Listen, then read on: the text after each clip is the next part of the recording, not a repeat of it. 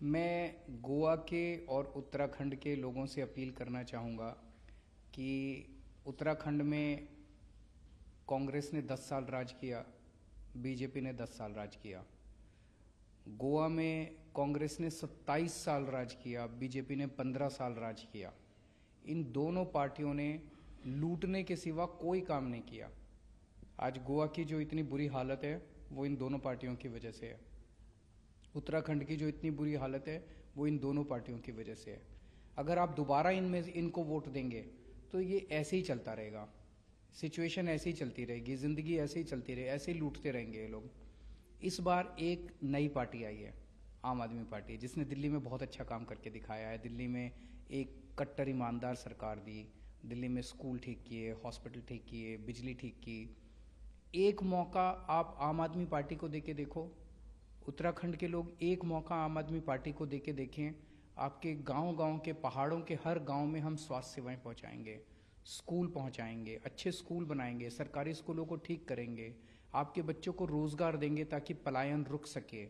दिल्ली में भी हमने बहुत बच्चों को रोजगार दिया है। एक मौका आप हमें दीजिए और हम उत्तराखंड की स्थिति बदलेंगे।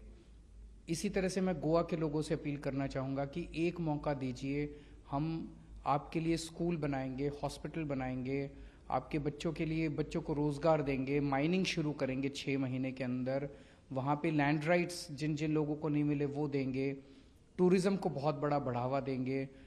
एक मौका आप आम आदमी पार्टी को दीजिए और मैं समझता हूँ कि 5 साल के अंदर आप बाकी सारी पार्टियों को भूल जाएंगे आम आदमी पार्टी के काम देख के। जो दोनों राज्यों में अकाउंट नहीं रहा है और दोनों एक तरह से अमित पालेकर को तो हमने देखा आंदोलन से उन्होंने आमरण अनशन किया था, कुछ दिन पहले आप भी गए थे मिलने के लिए। तो लोगों के मन में कहीं ना कहीं ये भी है कि अभी तक जो उनके सामने है वो मजे हुए राजनीतिज्ञ हैं। अभी क्या ये किस तरह से, ये हमारी स्ट्रेंथ है। लोगों को दोनों जगह, उत्तराखंड में भी गोवा में भी, लोगों को नफरत हो गई है नेताओं से, लोगों को नफरत हो गई है राजनीति से, लोगों को नफरत हो गई है पॉलिटिकल पार्टी से। लोग नए चेहरे, नई पार्टी, नए लोग, नए आइडियाज़ मांग रहे हैं। आम आदमी पार्टी उसको रिप्रेजेंट करती है। गोवा में एक चर्चा है, बदल जाए, हमें बदलाव चाहिए, तो वो बदलाव आम आदमी पार्टी उसको रिप्रेजेंट करती है। अमित पालेकर को चोरी नहीं करनी आती, अमित पालेकर को भ्रष्टाचार नहीं करना आता। ईमानदार आदमी है, कट्टर ईमानदार आदमी है। उसने गोवा के लोगों की कोरोना में बहुत मदद की। उसने ऑक्सीजन जब बंद हो गई थी वहाँ पे उसने एक सिटीजन्स का ग्रुप बनाया और लोगों की बहुत रात रात भर वो फ़ोन कॉल अटेंड करता था और लोगों को, तब तो उसने सोचा भी नहीं था राजनीति में आएंगे। अभी उसने एक आमरण अनशन किया लोगों के लिए। तो उसी तरह से कर्नल कोटियाल हैं उत्तराखंड में, वो फौजी हैं, रिटायर्ड फौजी हैं। रिटायरमेंट के बाद उन्होंने 10,000 बच्चों को अपने पैसे से ट्रेनिंग दिलवाई। केदारनाथ में जब आपदा आई और ट्रेनिंग दिला के उन्होंने उनको फौज में भर्ती कराया, 10,000 बच्चों को नौकरी लगाई। सोचो, अभी उनके पास पावर नहीं है तब 10,000 बच्चों को उन्होंने नौकरी दे दी। अगर पावर आ गई तो वो 10 लाख बच्चों को नौकरी दे सकते हैं। तो दोनों शख्स ऐसे हैं जो कि ईमानदार हैं और अपने देश के लिए, समाज के लिए कुछ कर रहे हैं, ऑलरेडी कर रहे हैं राजनीति में आए बिना। तो लोगों को ऐसे ही लोगों की ज़रूरत है। मैं भी तो पहले राजनीति में नहीं आया था, राजनीति में आया और सीधे जनता ने मुझे चुन लिया। उत्तराखंड वो राज्य जहाँ पे पलायन सबसे बड़ा मुद्दा, आपने उसका जिक्र भी किया। और अभी उत्तराखंड के गांव में जाए तो गांव के गांव सूने पड़े हैं, लोग नहीं हैं। इन सब बच्चों को वापस लाएंगे, उत्तराखंड में इतने रोजगार पैदा करेंगे, इसका पूरा प्लान कोटियाल साहब ने बनाया हुआ है। इतने रोजगार पैदा करेंगे कि जो मौजूदा बच्चे हैं उनको भी मिलेगा और बाहर जितने बच्चे चले गए उनको वापस अपने घर लेके आएंगे। इसी तरह गोवा में माइनिंग एक बड़ा इशू है, क्योंकि माइनिंग से 90% गोवा, मतलब जो गोवा के लोग हैं उनकी रोजी रोटी चलती थी, उसके बंद हो जाने से। बिल्कुल सही प्रश्न। 10 साल से माइनिंग बंद है और इन 10 साल में बीजेपी की सरकार थी। तो इस बीजेपी को तो वोट देने से कोई फायदा नहीं है, तो माइनिंग चालू करेंगे नहीं। जिन्होंने 10 साल में नहीं किया वो अगले 5 साल क्या करेंगे। आम आदमी पार्टी आपको प्रॉमिस कर रही है कि 6 महीने दे दीजिए, 6 महीने में माइनिंग चालू कर देंगे।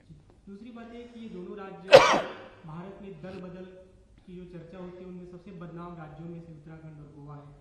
आप वहाँ पे चुनाव लड़ रहे हैं, गोवा में आपने एफिडेविट साइन करा है कि आप दल बदल नहीं करेंगे, भ्रष्टाचार नहीं करेंगे। ये क्या कारगर होगा, लोग रुक पाएंगे?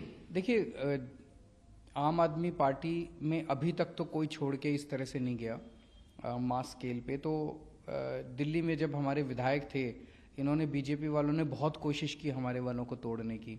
जब पहले टाइम में 28 थे तब भी बहुत कोशिश की, अभी तक तो कोई तोड़ नहीं पाए।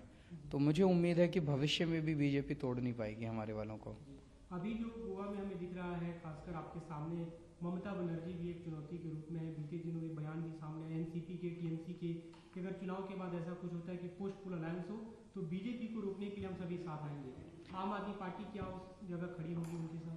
इस टीएमसी का तो खैर वहाँ कोई वोट नहीं है, लेकिन अगर आप कांग्रेस की बात करें तो 10 तारीख को नतीजे आएंगे और मैं आपको बता रहा हूँ 11 तारीख तक देख लेना, कांग्रेस के सारे बीजेपी में जाके शामिल हो जाएंगे।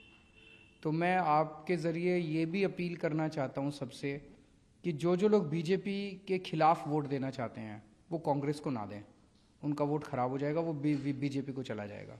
वो सब लोग अपना वोट बटने ना दें, सारे आम आदमी पार्टी को दें। जो बीजेपी को देना चाहते हैं मैं तो उनसे भी अपील करूंगा कि एक मौका आम आदमी पार्टी को देके देखें। लेकिन जो लोग बीजेपी को हराना चाहते हैं वो कम से कम और किसी कांग्रेस एमजीपी किसी को वोट ना दे, वो सब लोग मिलके आम आदमी पार्टी को वोट दें। उत्तराखंड में भी ऐसा अभी तक बीजेपी कांग्रेस का तीसरे वहाँ पे ताकत के रूप में आप उभर रहे हैं। अगर त्रिकोणीय मुकाबला होता है, रिजल्ट भी परिणाम भी त्रिकोणीय आता है तो क्या होगा?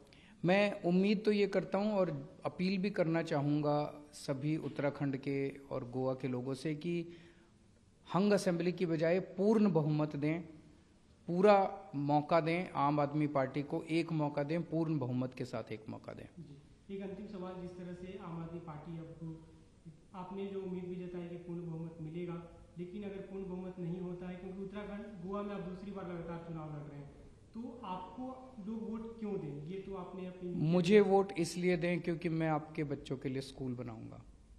मुझे वोट इसलिए दें क्योंकि मैं आपके परिवार के सब सदस्यों का पूरी तरह से फ्री इलाज कराऊंगा, दिल्ली में भी करा रहे हैं।